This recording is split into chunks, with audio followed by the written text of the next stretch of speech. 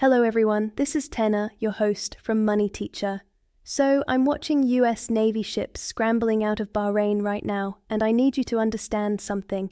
This isn't a drill anymore. The American Embassy in Israel just sent out an email that basically said, get out while you still can, not tomorrow, not next week, today.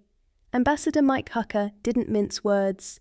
He told staff if they're leaving, they need to be on a plane today because commercial flights might not be running much longer. And here's where it gets complicated. While that email was going out, Iran was already launching dozens of ballistic missiles at American military bases across the Gulf.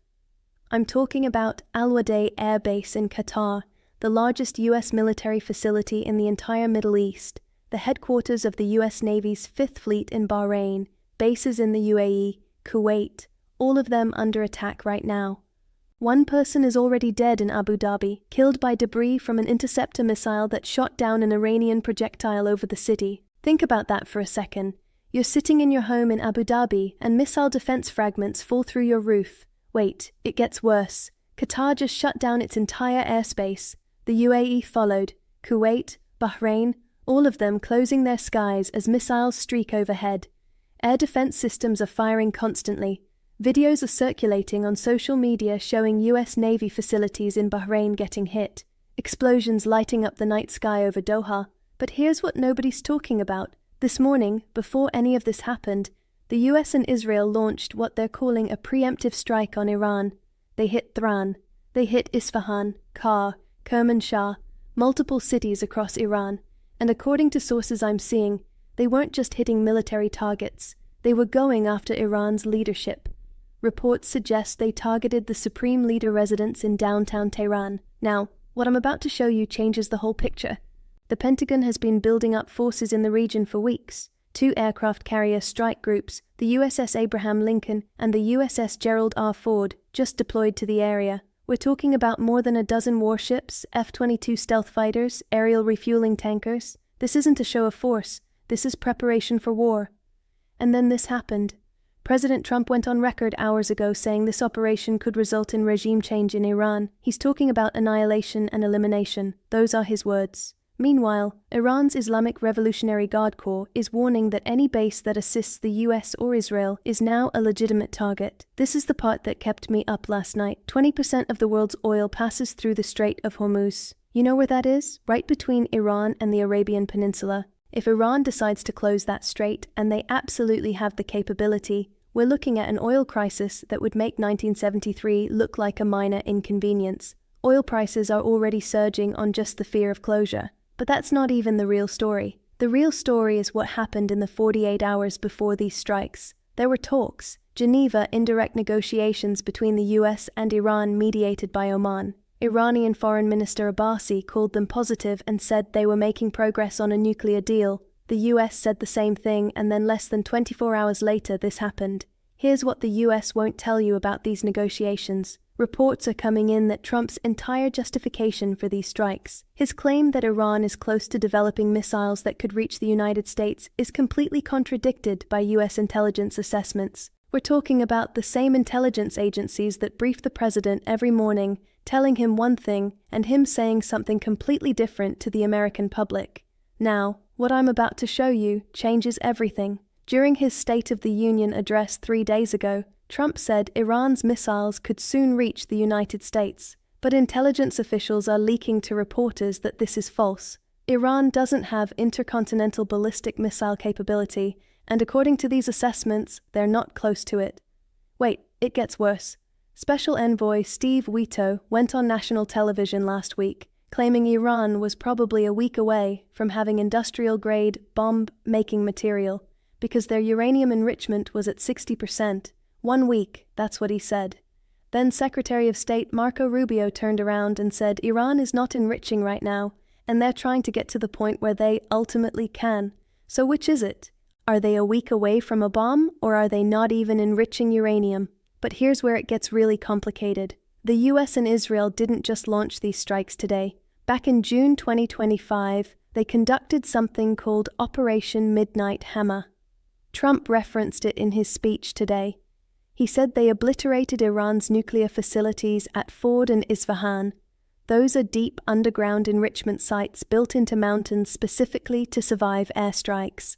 Here's what nobody's asking. If the US already destroyed Iran's nuclear program 9 months ago, why are we launching another massive military operation now? What changed? Or more importantly, was the program actually destroyed? Or are we being told a very different story than what actually happened, and then this happened? China issued evacuation orders for its citizens in Iran. Not a warning, not a recommendation, in order to get out immediately. When was the last time you saw China do that? They also told Chinese citizens in Israel to strengthen security precautions. China doesn't do this unless their intelligence tells them something catastrophic is about to unfold. This is the part that terrifies me. The Netherlands-based airline KLM already suspended all flights to Tel Aviv. Other carriers are routing around the entire region. The FAA is going to have to make a decision very soon about whether American carriers can fly anywhere near the Gulf states. And if they can't, you're looking at a massive disruption to international air travel. But that's not even the real problem. Iran's Islamic Revolutionary Guard Corps released a statement saying they launched the first wave of attacks. First wave, not a strike, not retaliation. First wave, that means more is coming. Here's what we're learning. Footage verified by multiple sources shows Iranian ballistic missiles hitting a logistics facility at Naval Support Activity Bahrain. That's where the 5th Fleet operates from. The facility wasn't just damaged, it took a direct hit. Officials aren't releasing casualty figures yet, which usually means they're bad. In Qatar, witnesses reported seeing 3 ballistic missiles intercepted above Al-Awad. The Patriot defense system got them before impact, but just barely. Sources on the ground say aircraft were being evacuated from the base hours before the strikes, which means US Central Command knew this was coming. Now, what I'm about to tell you should shock you. The UAE intercepted multiple Iranian missiles, most of them, but not all. And here's the thing. The UAE has one of the most sophisticated air defense networks in the world. If Iranian missiles are getting through their defenses, they're getting through anyone's defenses. Wait, there's more. Kuwait reported explosions near areas hosting US Army Central. Jordan, which shares a border with Israel, intercepted 2 ballistic missiles that were targeting its territory. Explosions were heard in Riyadh, Saudi Arabia. This isn't just hitting US bases. Iran is sending a message to every Gulf state. If you host American forces, you're a target. And here's what's really disturbing is Qatar condemned the Iranian strikes as a flagrant violation of national sovereignty. The UAE called it a dangerous escalation and a cowardly act. These are countries that have spent the last decade trying to maintain neutral relationships with both Washington and Tehran. They don't want to be involved in this war, but Iran just forced them to choose sides. But here's what nobody's talking about. US military personnel were already being quietly evacuated from Always before these strikes happened. Documents reveal that hundreds of non-essential personnel were moved out of Qatar over the past week. The Pentagon knew Iran was going to retaliate. They knew exactly where those missiles were going to be aimed, and they let it happen anyway. Now, what I'm about to show you changes the whole narrative. Iran didn't just wake up this morning and decide to attack American bases. This has been building for months. After Operation Midnight Hammer last June, Iran spent 9 months rebuilding its missile arsenal. US intelligence knew this. Satellite imagery showed new missile production facilities going operational in January. Tehran wasn't hiding it. They were daring Washington to try again. Here's where it gets really twisted. The timing of these strikes right after positive talks in Geneva tells you everything you need to know about what's actually happening. Either the negotiations were never serious and both sides were just posturing, or someone on one side intentionally sabotaged them. Sources familiar with the talks told reporters that Iran was willing to compromise on uranium enrichment levels. They were discussing inspection protocols. The framework of a deal was taking shape. And then Israel launched strikes on Tan before the US could finalize anything. Wait, it gets worse. Trump said his objectives were freedom for the Iranian people and ensuring the country is safe. But in the same breath, he's talking about annihilating Iran's navy and eliminating the Revolutionary Guard. You can't have both. You can't claim you want freedom for people while threatening to destroy their country's entire military infrastructure. This is what's really happening. The Pentagon has contingency plans for Iran that have been updated constantly since 2003. We're not talking about limited strikes on nuclear facilities. We're talking about comprehensive plans to destroy Iran's entire military command structure, its naval forces, its air defenses, its missile production facilities, the works. And Trump just authorized the beginning of that campaign. But here's what changes everything. Iran has options the US doesn't want to talk about. They have proxy forces across the entire Middle East. Hezbollah in Lebanon with over 150,000 missiles pointed at Israel. Militias in Iraq that can hit US forces there. The southeast in Yemen who have already demonstrated they can strike targets in Saudi Arabia and the UAE. Now, what I'm about to tell you should terrify you. If Iran decides to actually close the Strait of Hormuz, they don't even need to do it with naval forces. They can mine the strait. They can use shore-based anti-HEX missiles. They can deploy submarines. The US Navy would have to conduct massive mine-sweeping operations while under constant attack just to keep the waterway open, and during all of that, global oil shipments stop. Here's what nobody's asking. What happens when gas prices in the US hit $7.89 a gallon? Because that's what we're talking about. If Hormuz closes for even 2 weeks, the Strategic Petroleum Reserve can cover maybe 30 days of disruption. After that, you're looking at rationing. But that's not even the worst part. Iran has been preparing for this scenario for 20 years. They've built hardened and dispersed military assets specifically designed to survive American airstrikes. They've created redundant command and control systems. They've trained their forces to operate independently if central command is destroyed. This isn't Iraq in 2003, where the whole military folded in 3 weeks. This is a country that fought an 8-year war with Iraq in the 1980s and still held out. They know how to take punishment and keep fighting. And then this happened. Iran's exiled Crown Prince Raza Pahlavi released a video message calling on Iran's military to join the people and help bring about regime change. He promised immunity to security forces who lay down their weapons. Trump is clearly signaling that regime change is the goal here, but here's what's really complicated. The last time the US tried regime change in the Middle East, we got ISIS. We got a destabilized Iraq that's still struggling 20 years later. We got a refugee crisis that nearly broke Europe. And that was in a country with a third of Iran's population and a fraction of its military capability. This is the part that keeps me up at night. There is no scenario where this ends quickly and cleanly. Either Trump backs down, which seems unlikely given his rhetoric, or this escalates into a full-scale war involving multiple countries across the region.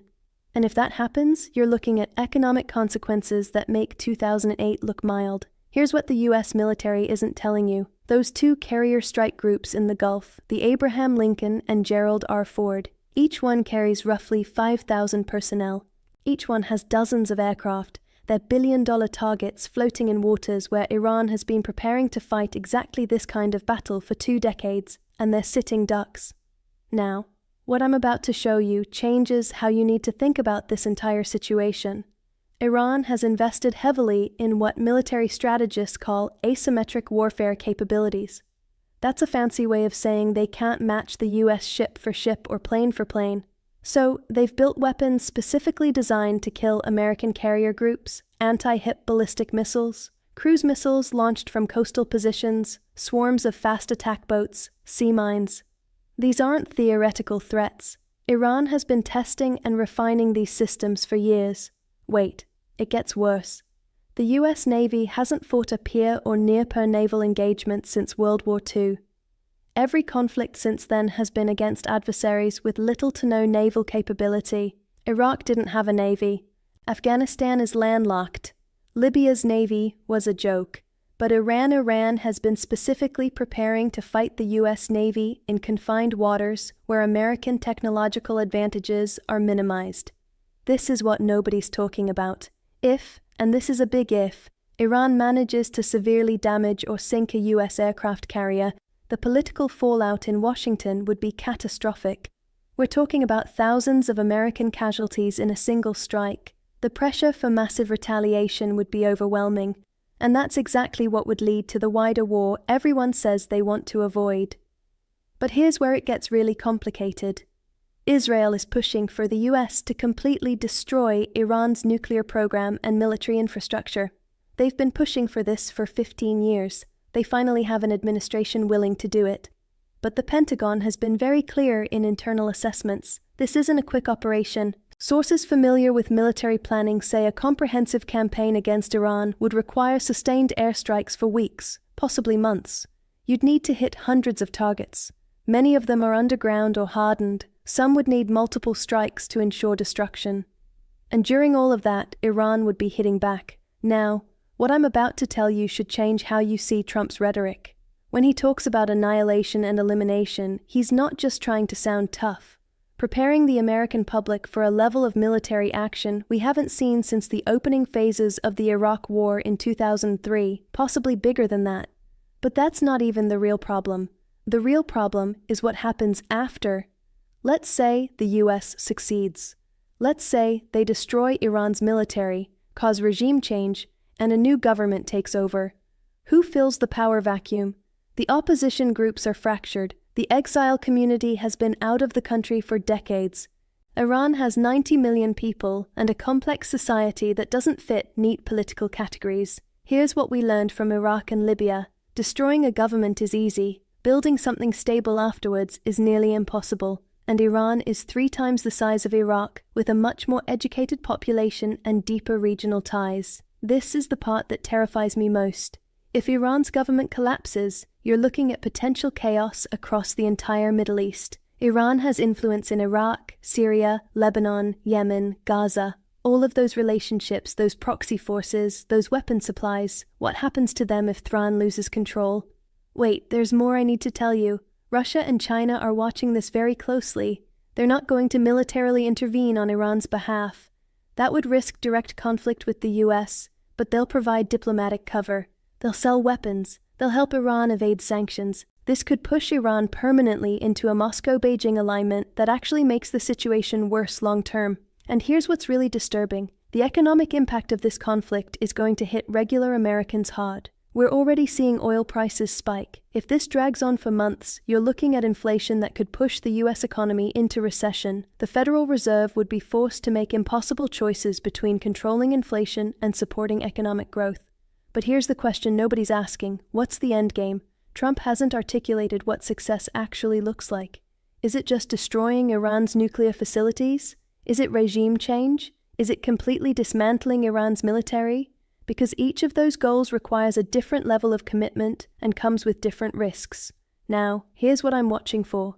The next 48 hours are critical. If Iran launches another wave of attacks, and they said this was just the first wave, the US will have to respond. Each action leads to a reaction, and pretty soon you're in a spiral that's very difficult to escape. Documents reveal that US intelligence assessed Iran would need to respond strongly to maintain credibility with its own population and its regional allies. They couldn't just take a hit and do nothing. So this retaliation, everyone saw it coming. The question is whether anyone has a plan to de-escalate before this turns into something much worse. And I'm not convinced they do. Where do you think this goes from here? Because I'm looking at the pieces on the board and I don't see an easy way out of this. Let me know what I'm missing.